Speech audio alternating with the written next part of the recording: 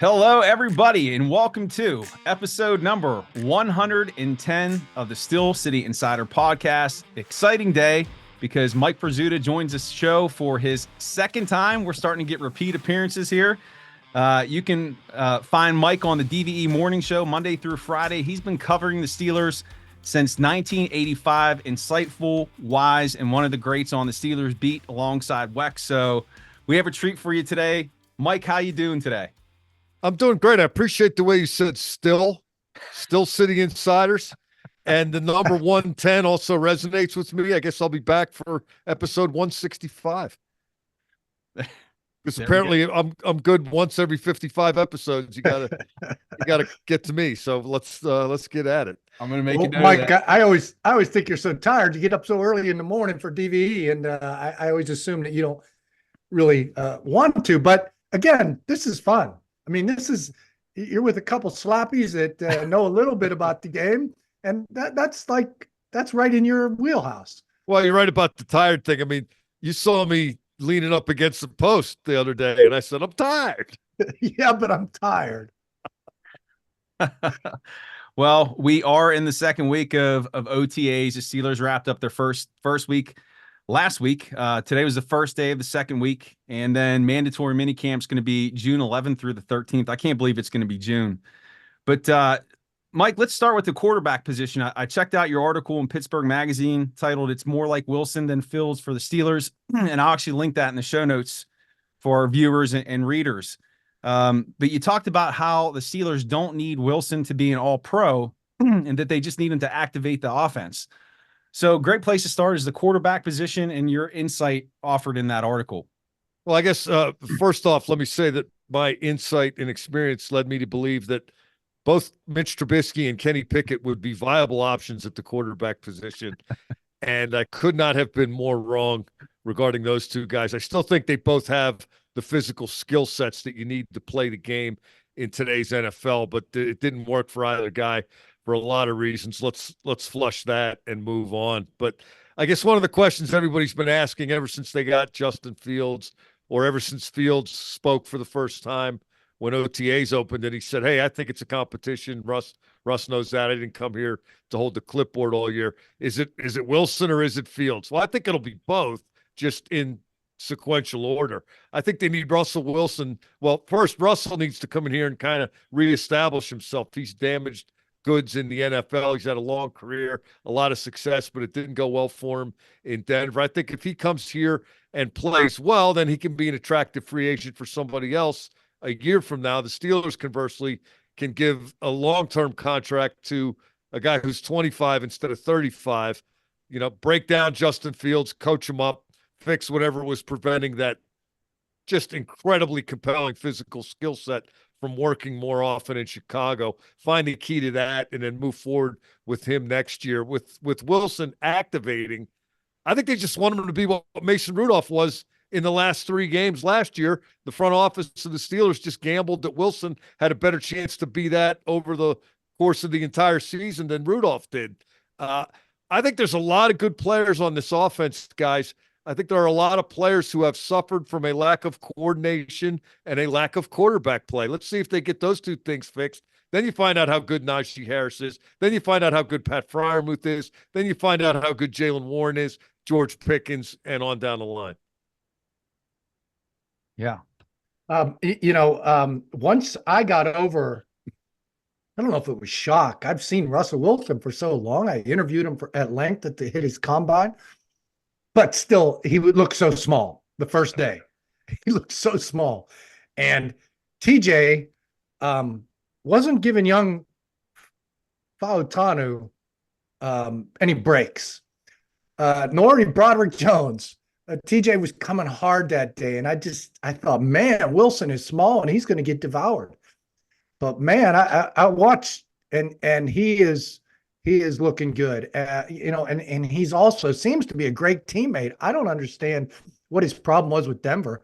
Maybe those other players weren't great teammates, thus their terrible record. But he threw a deep ball to somebody today who dropped it, and sessions changed, and right before the special teams took the field, he had the guy go deep again. I mean, against air, but he threw it, and then he was like, you caught this one. Now it's he went out of his way to make this young receiver feel better. So I think he's going to be a great teammate. He was sitting next to Freiermuth, and I was trying to interview Freiermuth, and I said, sitting next to Russ here, are you able to tell him before the game starts that you're open? And Russ goes, he's always open. It's spring, and the guy's always open. And they all had a good laugh, but I think he's going to be a great teammate and a real boon. And I tell you, the other thing I was the first day I noticed was Justin Fields threw some really ugly passes. But man, I'm seeing some really beautiful passes of late. This guy guns it in there. As you say, Mike, he's got all the physical tools. Did he play Arthur Smith twice last year with the Bears? You got me there, but he seems to be pretty up to speed on what Arthur Smith wants to do, and how he wants to take advantage of what he has. But following up on your points about Russell Wilson, Jim, I think the issue in Denver was between Wilson and the head coach, not between Wilson and the other players. Okay. We'll find out who was right, I guess. Okay. We'll see how Denver does this year, and we'll see how the Steelers do this year. But one of the things I noticed was Russell Wilson talking in the locker room at length during one of these OTAs to a relative nobody. And I won't mention the guy's name because I don't want to belittle anyone. They're all on the roster, but it's not a front and center guy. It wasn't even the guy that most people probably recognize as being on the Steelers. And Russell Wilson, an extended conversation with him. Everything I see is that he's a good teammate. The veteran players talk about him with a little bit of reverence, do they not? I mean, there's an expectation there with this guy. I think, he's not a big guy. In fact, at his introductory press conference, Burt Lawton, the media relations coordinator, introduced him. And then as Burt was walking away from the podium, Russell was walking to it, and they passed by each other, and they were the same size. And I thought, I'm not sure if having a quarterback the same size as the media relations guy is necessarily the way to go. But he didn't get any shorter, right? I mean, he's been this size the entirety of his career. So he's obviously figured out a way around it. But I do think Steelers fans, if they aren't already, are going to get real familiar with 3 words, and those words are play, action, boot. Yeah. And that's what I wanted to bring up next. So I know you guys can't comment directly on what you're observing in these practices, but what has been reported indirectly is that there's been a lot of play action, that we need to get used to it. And then also that an emerging relationship. You mentioned Freiermuth earlier. There's a Wilson Freiermuth budding relationship that's occurring, and maybe that'll carry over into the season. But can you guys talk about what you're seeing in terms of the offense with the play action and with the tight end? Go ahead, Mike. Yeah, I think Freiermuth has been undervalued, or he's underperformed in his career here so far. Some of that's been his fault because of injury. Or not his fault, but the circumstances fall to him. Some of it has been poor coordination and poor quarterbacking. I just think I think he's really good, Jim. I don't know if you share that opinion or not. He's not a guy I'd necessarily run behind on 3rd and 1, but I think he knows how to get open. I think you can get him the ball. I think Darnell Washington. Remember camp last year? Every time a play would break down and Trubisky was in, he'd look for the guy with the biggest catch radius on the field and throw him the ball. Remember how we thought when Washington was coming out of Georgia? Well, the only reason he didn't have a lot of catches was because they had so much other talent on that offense, and he was so far down the pecking order. I think this guy is a resource that can be mined. These are the reasons, I should say, I'm not panicked about not having a quote unquote established number 2 wide receiver. I think the wide receiver position doesn't have to be the strength of the offense, particularly in this offense. Jaylen Warren is great catching passes out of the backfield. Najee Harris spent his last year at Alabama showing everybody he could catch the ball out of the backfield. You got tight ends, you got running backs, you got Pickens, and it pains me to say you got a really tough guy in Roman Wilson who knows how to get open and knows how to run routes. He's wise beyond his years that way. He's a tough kid. He's going to have an impact. I think they'll be fine. Wow, all those adjectives for a Michigan kid. You You must really think he's good. gotta be objective, right? I think he's good. Yeah, but he is small. Yeah, but he's I was a tough. little surprised at But how he's slight tough. he was.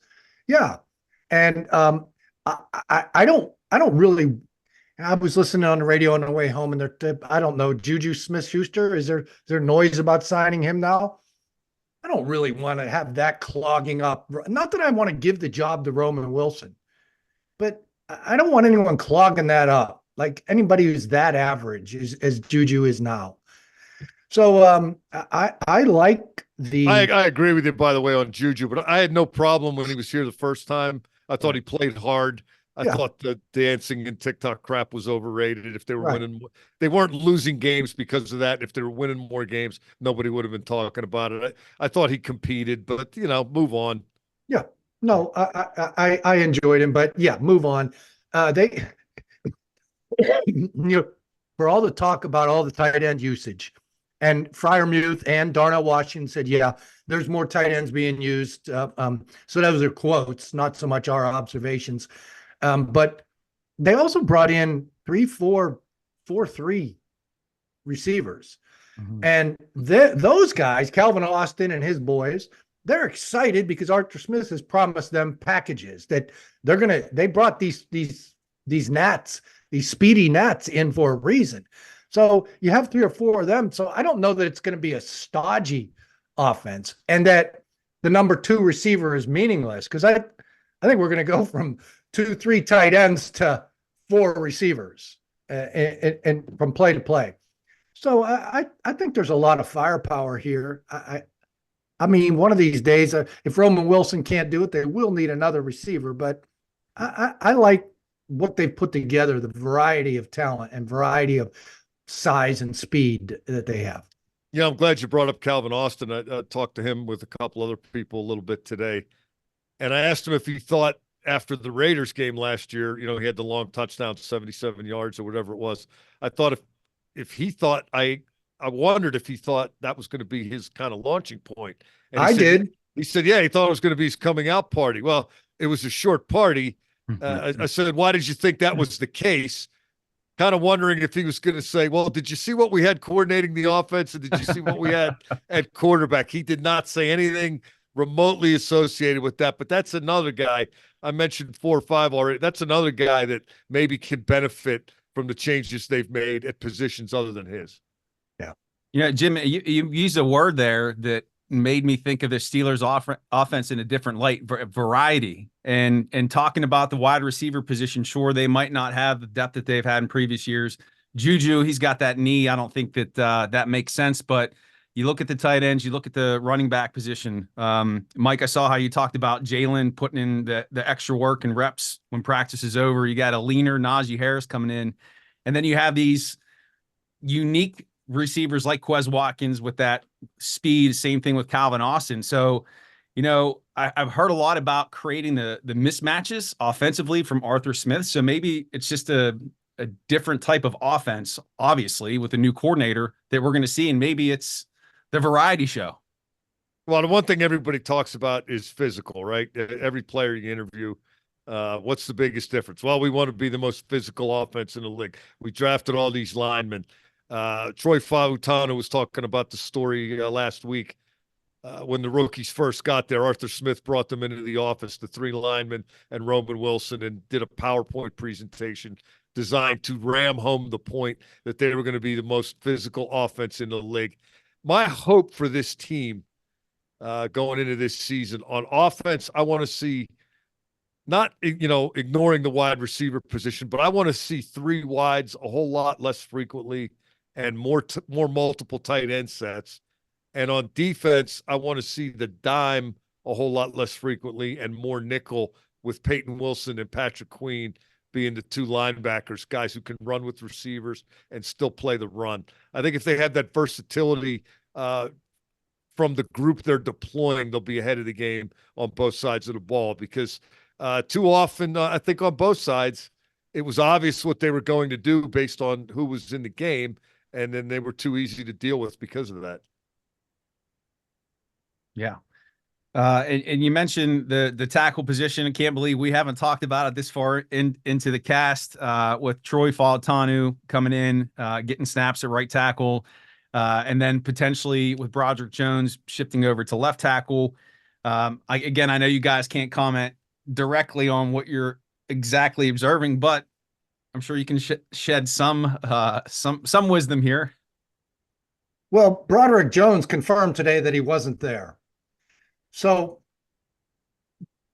come on, Mike, laugh. That was a good one. That wasn't bad. I was going to say, and I have a picture that I'm going to post on Twitter later, and it's Troy Fautanu lining up next to James Daniels. Yeah. And So- all I can tell you about that is James Daniels is the starting right guard. Yeah. Yep. And Troy Fautanu was lined up next to him. But Can't say whether actually, he's playing first team, second team, or third team, or any of that crap. But yeah, it'll be out there for all to see. well, Mike Tomlin and I, we brushed up against each other in the locker room today. I said, "Hey, Mike," and he said, "Hey, is this really beneficial? Open locker rooms in the spring?" I said, "Absolutely. I don't want to have to cover baseball." And he goes, "What's wrong with covering baseball? I'd love to be covering baseball instead of this." I said, "Mike, when we were young sports writers, we were veered away from covering the game that was played 162 times in favor of the one that was once a week. And now that we have it in the spring, we can live off of that in the spring." He goes, "Oh, I understand. I see." Because I'd want to cover baseball. I go, "The people want to know who the second team left guard is." Oh, he really didn't know that. So, the second team left guard, I got confirmation today, was Tyler Beach. No, I think he was third team, but I talked to him for a summer feature. JJ Watt heard there was a Wisconsin player available. He called Omar and said, "You got to bring this guy in." So I don't know how many Wisconsin guys there are now, but Rust is one of them, and Tyler Beach, and on down the line. They're all starting up front because Cam's not there. The Badger front. The Badger front. Badger Yeah. front. We can't go into details, but people I think you can figure it out. The Badger front. Yeah. Jim, something that I wanted to bring up that you'd written about too, was Zach Frazier and Mason McCormick, just looking physical and as imposing as described, if not more so. Well, they're not in pads, and you hate to get carried away, but I couldn't help it watching those guys in drills with the other guy holding the bag. They're badasses, man. They're big and they move, and Zach Frazier, he might look a little squat, but I don't know. He was looking big out on the field to me today. He was tearing up his poor blocking sled opponent, and McCormick's the same way. Of course, we know about Fautanu, Broderick Jones. It's a line now that should be done. They should have built it, and it's exciting. And yeah, and Najee Harris has lost a lot of weight. I don't know if it's going to make him Le'Veon Bell, because I don't think he has near the vision that Bell had. But I think it'll help him in the receiving game, and he does look quicker. What do you think, Mike? He's been silent so far. Really surprised by that. Just back to the lineman thing. I know we're not allowed, I'm not even sure I'm allowed to report this, but I'm going to roll the dice. I saw our colleague Craig Wolfley today, and he had a look of glee on his face. I know. I mean, just like it's like flound. Oh boy, this is great.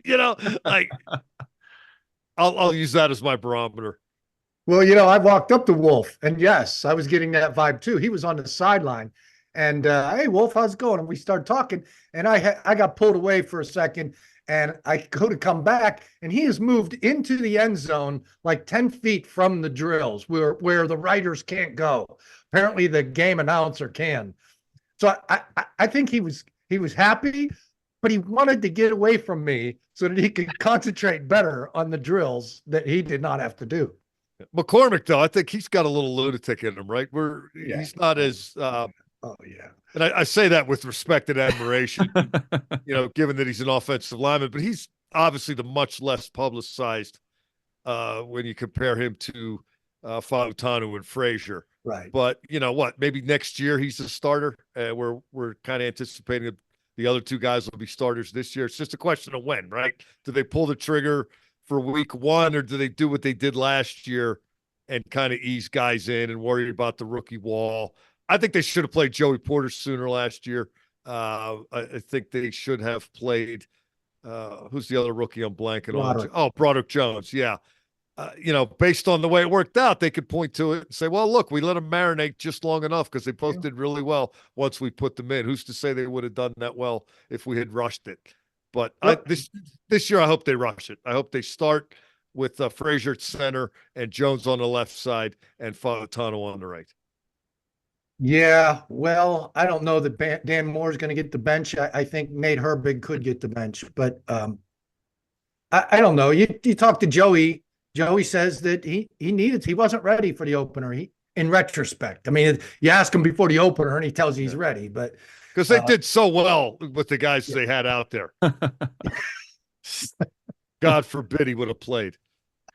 I have one last player that I want to ask about, and then we can cover anything else there from OTAs. And Jim probably knows what I'm going to ask before I say it, but the inside linebacker position. Any kind of vibe from Peyton Wilson? I know that you'd mentioned on your X or your Twitter, whatever you want to call it. He was lining up next to, or Minkah Fitzpatrick was lining up next to him in the box. But has he stood out? Anything that really jumps out about Wilson? He was the best linebacker in the draft. His 40 time is the same as Justin Jefferson's. I was talking a little earlier about more nickel and less dime. If Wilson and Queen are your two linebackers, and throw Peyton Wilson in that same category, please do not wait till November 30th to get this guy significant playing time on defense. He can run and he can hit. The rest of it, he will figure out, okay? This has a chance to be game-changing. This guy is a find, and they're lucky that the injury history was what it was and he lasted as long as he did. But get this kid on the field. He can be a difference maker on defense. I hesitate to take Landon Roberts off, especially because I want to talk to him after the game. That's a guy I'm going to talk to after every game.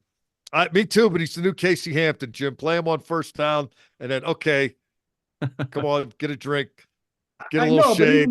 Even Casey could cover when he needed to. Landon made some good plays in pass coverage last year. I get what you're saying, Mike, but I don't know that I want to take him off the field on the first game too soon. But I think they made the move with Deshaun Elliott quicker than I expected. To me, it looks like he's the strong safety. Another guy that can run, by the way. Yeah, and of course they're going to go with that 3 safety package, and but they jumped him ahead of Casey, and Casey hasn't wrecked the locker room yet. We know he's capable of saying a few things, but he's friends with Elliott. So in certain situations, if the big nickel is what you're after, you get them both on the field. The other nickel, the regular nickel, is up in the air. No incumbent there, and you don't really have an established, clear-cut guy. So why not? I just get guys who can run and hit out there. Don't get caught up in being too complicated or overthinking it. Just let these guys do what they do. I think they're definitely on to something. If you guys or people who listen to the DVE morning show regularly, I've been harping on this play ever since that debacle against Cleveland, the playoff game at then Heinz Field, the COVID playoff game that the Steelers got crushed in. There was a play they were trying to get back in the game after falling way behind, and the Browns had a 3rd and 3, and they put a 3 tight end group in the huddle. So the Steelers put the big guys out there on defense, and then the Browns spread the field. They spread everything out with their 3 tight ends and with the running back out wide, and you end up with Bob Spillane on Jarvis Landry, and it was the easiest completion, catch and run for like 30 yards, and then boom, the Browns had another touchdown. Your comeback is over. If they choose to, they no longer have to have Robert Spillane covering a wide receiver, knowing that it is going to end horrifically. They can put Peyton Wilson out there and say, hey, if you got to cover a receiver, go do it, because you can. And he can cover Justin Jefferson, I understand. Ain't 40 time. I mean, Yeah. Well, Spillane was their dime backer. Remember? Because he was their best coverage guy. And that's how far they've come. So think about that for a minute. yeah, I know. Just let that settle in. I still can't figure it out. Must be because he's tall and he can get in zones. Get his hand up. Jim, you're a draftnik. I'm sure you saw the play studying Peyton Wilson against Notre Dame when he was in the zone drop and they hit the crosser behind him and he chased the guy down from 28 yards away. I was interviewing him about that play and I said, I think they said you hit about 20 miles per hour on the GPS. And he said, it was 23. But go ahead. He corrected me with the right speed. I was like, okay, I got you. I like that. Back to the slot corner a little bit. It's a worry, maybe even me, before I thought about this or today, you see more of the 3 safety look and that third safety covers the slot. So that's your short pass. When it's 3rd and 15, then you're going to need your slot corner. But the slot corner is not going to get that much playing time if you have 2 different nickels, 2 different dimes. And if you put Peyton Wilson in there instead of a Landon Roberts and you got Deshaun Elliott covering the slot, I think it kind of balances that. So you've got some veterans out there that, young Josiah Scott we talked to today. I don't know. He's not going to have to play right away, or Beanie, whomever is their slot cornerback. It's not going to have to be on the field as often as Mike Hilton was. And hopefully cover better than Mike Hilton did. Yeah, Mike was okay for being slow. And Mike small. Okay. And small. Slow and small. As a coverage guy, he was a pretty good blitzer, Jim. He was a great blitzer. That made up for it, right? Yeah. I know. I'm not going to cover this guy. I'm going to get the quarterback down before he sees my guys open. Yeah, but to your point, I think it goes back to the most time-honored cliche in football, right? We want to get the best 11 on the field. Yeah. Don't overthink yourself. Play your best guys. Do what they can do. Seems like they got a lot more best guys this year than they've had in previous years. This staff should have no problem overthinking itself. Just kidding. I couldn't pass on that one. So lots of excitement coming out of OTAs. Anything you guys want to hit on before we start wrapping up here? Nah, I mean, Jim made a good point. The hitting hasn't started yet, so you got to tamper your enthusiasm on these linemen a little bit, although they definitely looked the part.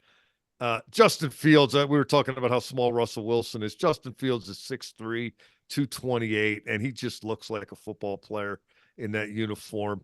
I don't know why that guy wasn't better in Chicago. I didn't study the Bears. I didn't see him play enough, but there is a lot of talent in there. I mean, somebody's got to figure that out. He cannot go down the same road as Trubisky and Kenny Pickett. So take your time with him. Let Russ cook, get you where you need to go this year, and then pat him on the head and send him down the road and turn the keys to the kingdom over to Fields. And by then your line's rocking and rolling, and you're set at running back, and you're hopefully set at receiver. And the defense, I think they have a chance to be a real good defense this year. Cautiously optimistic, I guess, is the vibe right now. Mike, you were making some great points about Cam Hayward today on DVE Morning Show. Go into that, your feelings on Cam and what this holdout means, if anything. I don't think it means anything right now. I think what we're looking at, he is apparently determined to play 2 or 3 more years. This year, what is it, 16 million salary and 22 million cap hit, whatever. That's not ideal. I think the Steelers' best course there would be to give him an extension, thereby creating some cap space for this year and kicking that potential problem of having to tell Cam Hayward, you don't have to go home, but you can't stay here, which they don't want to do for very understandable reasons. He's an iconic, franchise guy. But, can he come back as a guy that's 35 coming off of groin surgery? I think he deserves. I think he deserves a chance to show them that last year's down year was because of the injury. Now I'm back. I think he deserves that chance. And I think they had to be thinking extension before this to get that cap number down. Wouldn't you think? I would. Although, that stuff usually doesn't happen until a little bit later on in the summer. I'm convinced that he was what he was last year because of the injury, because he came back early and everything. But can he now, as a healthy 35-year-old guy, recapture that all-pro level? I'm not saying he can't, but I don't think that's just an automatic either. So if I read you correctly, you're thinking that both sides are level-headed, should be able to find a way around this. Yes. Yeah. But I do think, it's going to get to a point, I think, where Cam still wants to play and the Steelers no longer want him to play for them. And that's going to be a bad period because nobody wants that, right? I mean, it happens to a lot of guys. So you can go to Troy Polamalu and Hines Ward and even Ben. I bet Ben would have played another year if that option would have been made available to him. Very, very few are the players that get to end it like Jerome Bettis did. Yeah. Well, there's a ton of insight, ton of wisdom, ton of value here in episode number 110. Viewers, From a guy who thought Trubisky could play.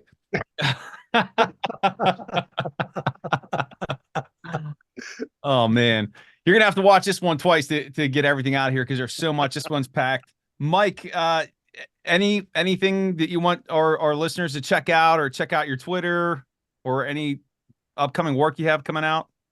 The usual DVE morning show once a week, Pittsburgh Magazine online, Steelers.com. Find programming such as this. I'm around. Awesome. And Wex, anything? Jeremy, let's get these. We're going to have a ton of listeners because Mike's on today.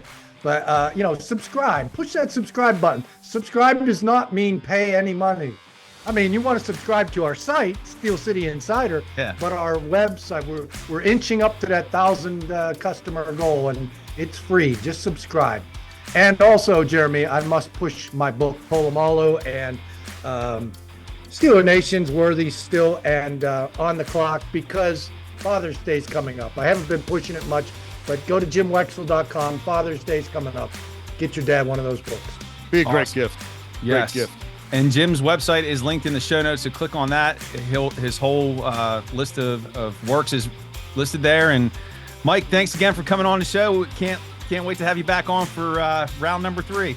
See you in 55 episodes, fellas. Thanks. All right. Thanks a lot, Trip. Have a great day, everyone. Take care. All right.